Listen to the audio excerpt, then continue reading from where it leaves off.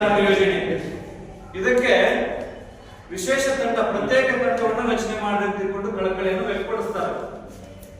ಆದರೆ ನಮ್ಮ ಮಹದಾಯಿ, ನಮ್ಮ ಕಾವೇರಿ, ನಮ್ಮ ಯುಕೆಪಿ ಕೃಷ್ಣಾ ಮೇಲ್ದಂಡೆ ಯೋಜನೆ ಈ ದೇಶದ ಅತ್ಯಂತ ಎರಡನೆಯ ದೊಡ್ಡ ನೀರಾವರಿ ಯೋಜನೆ, ಏಷ್ಯಾ ಖಂಡದ ವಿಶೇಷವಾದಂತಹ ನೀರಾವರಿ ಯೋಜನೆ. ಅದನ್ನ ಅನುಷ್ಠಾನ ಮಾಡುವಂತ ಒಂದು ಇಚ್ಛಾಶಕ್ತಿ ನಿಮಗಿಲ್ಲ. ಅಂದ್ರೆ ಇದು ತಾರತಮ್ಯ, ಮಲತಾಯಿ ಧೋರಣೆ. ನಾವೊಂದು ಸ್ಪಷ್ಟವಾಗಿ ವಿಷಯವನ್ನು ಗಮನಿಸಬೇಕು. ನಂಜುಂಡಪ್ಪ ವರದಿಯ ಬಗ್ಗೆ ನಾವು ಮಾತಾಡ್ತಿದ್ವಿ. ನಂಜುಂಡಪ್ಪ ವರದಿಯನ್ನು ಅನುಷ್ಠಾನ ಮಾಡ್ರಿ, ನಂಜುಂಡಪ್ಪ ವರದಿಯನ್ನು ಅನುಷ್ಠಾನ ಮಾಡ್ರಿ ಅಂತ ಹೇಳಿ. ಇವತ್ತು ನಂಜುಂಡಪ್ಪ ವರದಿಯನ್ನು ಅನುಷ್ಠಾನ ಮಾಡಲಿಲ್ಲ. ಅದಕ್ಕೆ ಮತ್ತೊಂದು ತಂಡವನ್ನು ರಚನೆ ಮಾಡಿದ್ರು. ನಂಜುಂಡಪ್ಪ ಅವರ ಸಮಿತಿಯ ವರದಿಯನ್ನ ಮತ್ತೊಮ್ಮೆ ಪುನರ್ ಪರಿಶೀಲನೆ ಮಾಡಲಿಕ್ಕೆ ಮತ್ತೊಂದು ಗೋವಿಂದರಾವ್ ಅನ್ನುವಂತ ತಂಡವನ್ನ ಸಮಿತಿಯನ್ನ ರಚನೆ ಮಾಡಿದ್ರು 2023ರಲ್ಲಿ. ಅದರ ಉದ್ದೇಶ ಏನಾಗಿತ್ತು?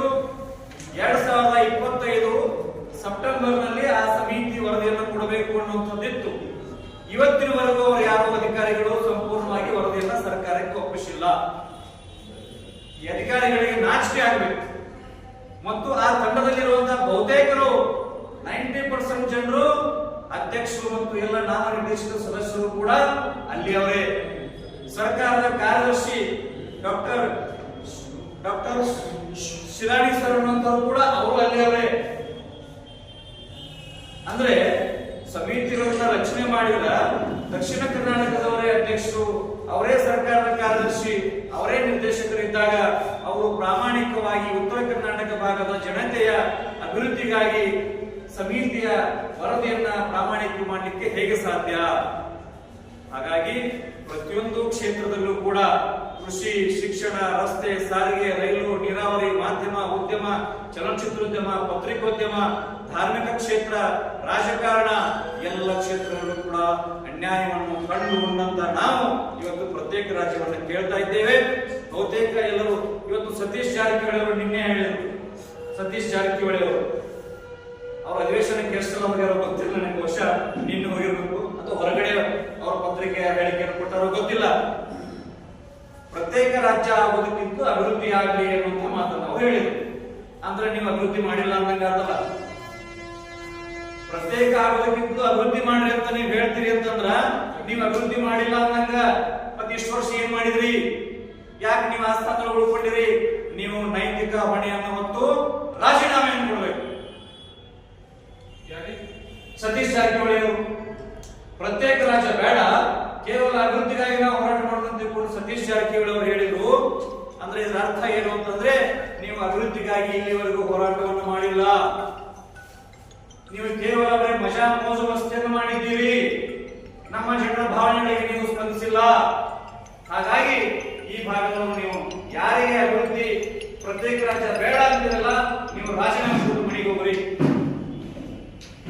ಬಸ್ ನಾ ಪ್ರೆಸ್ ಮೀಟ್ ಒಳಗದೇನ್ರಿ. ಇನ್ನು ಅಧಿಕಾರ ನಿಮ್ ಕಡೆನೇ ಇತ್ತು, ನೀವು ಅಭಿವೃದ್ಧಿ ಮಾಡ್ಕೋಬಹುದಾಗಿತ್ತು ಅನ್ನುವಂತ ಮಾತನ್ನ ಕೆಲವು ದಕ್ಷಿಣ ಕರ್ನಾಟಕದ ದುಷ್ಟ ರಾಜಕಾರಣಿಗಳು ವಾದವನ್ನ ಮಾಡ್ತಾರೆ. ನಿಮ್ಮ ಕಡೆನೇ ಅಧಿಕಾರ ಇತ್ತು ಅಂತ ಹೇಳಿ. ನಮ್ಮ ಕಡೆ ಅಧಿಕಾರ ಎಷ್ಟು ಜನರಿಗಿತ್ತು, ಎಷ್ಟು ದಿವಸ ಇತ್ತು ಅನ್ನೋದನ್ನು ಕೂಡ ನಾವಿಲ್ಲಿ ಗಮನಿಸಬೇಕು. 80% ಅಧಿಕಾರ ನಿಮ್ಮ ಕಡೆನೇ ಇದ್ದಾಗ ನಾವು ಹಂಗ ಅಭಿವೃದ್ಧಿ ಮಾಡ್ಲಿಕ್ಕೆ ಸಾಧ್ಯ. ಮತ್ತು ಅಂದ್ರ ನಿಮ್ಮವರಾದಾಗ ನೀವು ಅಭಿವೃದ್ಧಿ ಮಾಡ್ಕೋಬೇಕಾಗಿತ್ತು ಅಂತಂದ್ರೆ ನಿಮ್ಮ ಭಾವನೆ ಏನು ಅಂತಂದ್ರೆ ನೀವ ಮಾಡ್ಕೋಬೇಕು, ನಾವು ಮಾಡೋದಿಲ್ಲ ಅಂದಂಗ ಆತದು. ನಿಮ್ಮ ಮುಖ್ಯಮಂತ್ರಿ ಇದ್ದಾಗ ಅಭಿವೃದ್ಧಿ ಮಾಡ್ಕೋಬೇಕು ಅಂತ ಅಂತೀರಿ ಅಂದ್ರ ನಾವು ಮಾಡ್ಕೋಬೇಕು, ನೀವು ಮಾಡೋಲ್ಲ ಅಂತ ಅರ್ಥ ಆಯ್ತು. ಅದಕ್ಕೆ ನಾವು ಮಾಡ್ಕೋತೀವಿ, ಪ್ರತ್ಯೇಕ ರಾಜ್ಯ ಕೊಟ್ಟು ಬಿಡಿ, ನಾವು ಮಾಡ್ಕೋತೀವಿ. ನಮ್ಮ ಭಾಗ ಉತ್ತರ ಕರ್ನಾಟಕ ಭಾಗ ಅತ್ಯಂತ ಸಮೃದ್ಧವಾದಂತ ನಾಡು. ನೆಲ ಸಂಪನ್ಮೂಲ, ಜಲ ಸಂಪನ್ಮೂಲ, ಮಾನವ ಸಂಪನ್ಮೂಲ ಎಲ್ಲ ಸಂಪನ್ಮೂಲವನ್ನು ಹೊಂದಿರುವಂತಹ ನಾಡು. ನಾವು ಅಭಿವೃದ್ಧಿಯನ್ನು ಕಾಣ್ತೀವಿ.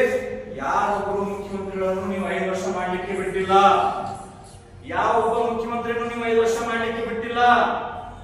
14 ಜನರಲ್ಲಿ 21 ಜನರಲ್ಲಿ 14 ಜನ ನೀವು ದಕ್ಷಿಣ ಕರ್ನಾಟಕದವರಾಗಿದ್ದೀರಿ. ಕೇವಲ 7 ಜನರು ಉತ್ತರ ಕರ್ನಾಟಕದವರಾಗಿದ್ದಾರೆ. ಯಾರೊಬ್ಬರು ಕೂಡ 7 ಜನರಲ್ಲಿ ಒಬ್ಬರು 5 ವರ್ಷ ಅವಧಿಯನ್ನು ಪೂರ್ಣಾವಧಿ ಮಾಡಿಲ್ಲ. ವೀರೇಂದ್ರ ಪಾಟೀಲ್ ಅವರು 3 ವರ್ಷ 247 ದಿನಗಳು 2 ಅವಧಿ ಸೇರಿ. ಅಂದ್ರೆ ಇದ್ರ ಮೇಲೆ ಗೊತ್ತಾಗ್ತದೆ ನಮಗೆ ಅಧಿಕಾರವನ್ನು ಕೊಡೋದಿಲ್ಲ.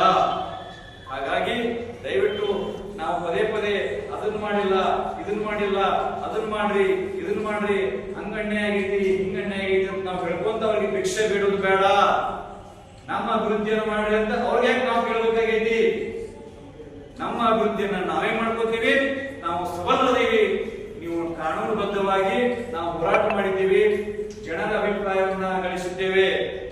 ಇವತ್ತು 1,66,00,000 ಜನರಿಂದ ನಾವು ಅಭಿಪ್ರಾಯವನ್ನು, ಲಿಖಿತ ಅಭಿಪ್ರಾಯವನ್ನು ಸಂಗ್ರಹಣೆ ಮಾಡಿದ್ದೇವೆ. ಅದನ್ನು ಪರಿಗಣಿಸಿ ನಾವು ಕಾನೂನಾತ್ಮಕ ಹೋರಾಟವನ್ನು ಮಾಡ್ತೇವೆ. ಜನಪ್ರತಿನಿಧಿಗಳಿಂದ ಸಹಿ ಸಂಗ್ರಹಣೆಯನ್ನು ಮಾಡಿದ್ದೇವೆ. ರಾಜ್ಯಪಾಲರಿಗೆ ಪತ್ರ ಬರೆದಿದ್ದೇವೆ, ರಾಷ್ಟ್ರಪತಿಗಳಿಗೆ ಬರೆದಿದ್ದೇವೆ, ಮುಖ್ಯಮಂತ್ರಿಗಳಿಗೆ, ಪ್ರಧಾನಿಗಳಿಗೆ ಪತ್ರವನ್ನು ಬರೆದಿದ್ದೇವೆ. ನಾವು ಮುಂದೆ ಕಾನೂನಾತ್ಮಕವಾಗಿ ಹೋರಾಟವನ್ನು ಮಾಡ್ತೇವೆ. ನಮ್ಮ ಪ್ರತ್ಯೇಕ ರಾಜ್ಯಕ್ಕಾಗಿ ನಾವು ಯಾವುದೇ ರೀತಿಯ ಹೋರಾಟಕ್ಕೂ ಸಿದ್ಧರಿದ್ದೇವೆ. ಪ್ರಾಣವನ್ನು ತ್ಯಾಗ ಮಾಡಲಿಕ್ಕೂ ಸಿದ್ಧರಿದ್ದೇವೆ. ನಾವು ಶಾಂತಿಯಿಂದ ರಾಜ್ಯವನ್ನ ನಿರ್ಮಾಣ ಮಾಡಬೇಕು ಅನ್ನುವಂತ ಸಂಕಲ್ಪದಲ್ಲಿದ್ದೇವೆ. ಆದ್ರೆ ನೀವೇನಾದ್ರೂ ಹಠಮಾರಿತನ ಮಾಡಿದ್ರೆ ನಾವು ಕ್ರಾಂತಿಯನ್ನು ಕೂಡ ಮಾಡಲಿಕ್ಕೆ ಸಿದ್ಧರಿದ್ದೇವೆ. ಅಲ್ಲಿ ಮೈಸೂರು ರಾಜ್ಯ ರಚನಾ ಸಮಿತಿಯವರು ಮಾತನ್ನು ಹೇಳಿದ್ರು, ನಾವು ಕೂಡ ಮೈಸೂರು ರಾಜ್ಯವನ್ನ ಪ್ರತ್ಯೇಕ ಮಾಡ್ಕೋತೀವಿ ಅಂತ ಹೇಳಿದ್ರು. ಯಾರು ಬೇಡ ಅಂದ್ರು, ನೀವು ಮಾಡ್ಕೋರಿ, ಬಹಳಷ್ಟು ಉಪಕಾರವನ್ನು ಮಾಡ್ತೀರಿ, ನಿಮ್ಮಂತ ದುಷ್ಟರಿಂದ ನಾವು ದೂರ ಆಗ್ತೀವಿ ಅನ್ನುವಂತ ಮಾತನ್ನು ಹೇಳಿ ಎಲ್ಲ ಮಾಧ್ಯಮ ಮಿತ್ರರಿಗೂ ಕೂಡ ನಾನು ವಿಶೇಷವಾಗಿ ಅಭಿನಂದನೆ ಸಲ್ಲಿಸ್ತಾ ಇದ್ದೇನೆ. ರಾಜಕ್ಕಾಗಿ ಅವರ ಹೋರಾಟಕ್ಕೆ ನಾವು ಕೈ ಜೋಡಿಸ್ತೇವೆ, ಧ್ವನಿಗೂಡಿಸ್ತೇವೆ ಅನ್ನುವಂತ ಮಾತನ್ನ ಹೇಳ್ತಾ ಇದ್ದೇನೆ. ಸರ್, ನಾವು ಜಿಲ್ಲಾಧಿಕಾರಿಗಳಿಗೆ ಮನವಿಯನ್ನು ಕೊಟ್ಟು ಅವ್ರ ಗಮನಕ್ಕೆ ತಂದು ಅವ್ರು ಎಲ್ಲಿ ನಮಗೆ ಸ್ಥಳಾವಕಾಶ ಮಾಡಿಕೊಡ್ತಾರೋ, ಡಿಸಿ ಆಫೀಸ್ ಮುಂದೆ ಮಾಡಿಕೊಡ್ತಾರೋ, ಏನು ಸುವರ್ಣ ವಿಧಾನಸೌಧ ಮುಂದೆ ಮಾಡಿಕೊಡ್ತಾರೋ, ಏನು ರಾಣಿ ಚೆನ್ನಮ್ಮ ಸರ್ಕಲ್ ಒಳಗೆ ಮಾಡಿಕೊಡ್ತಾರೋ ಅವ್ರ ಅನುಮತಿಯನ್ನು ತೆಗೆದುಕೊಂಡು ನಾವು ಮಾಡ್ತೀವಿ.